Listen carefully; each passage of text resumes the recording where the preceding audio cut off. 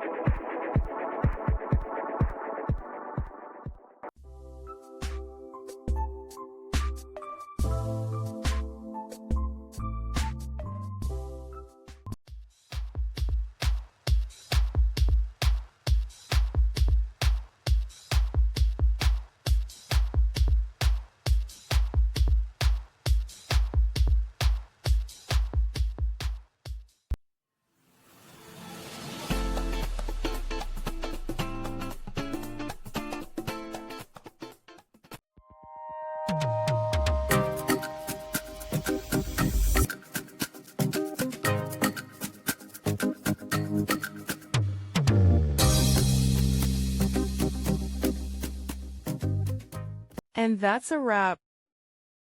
I hope you found the answer you were looking for. If you did, take a second to hit that subscribe button. It really helps out. And let me know in the comments which solution worked best for you.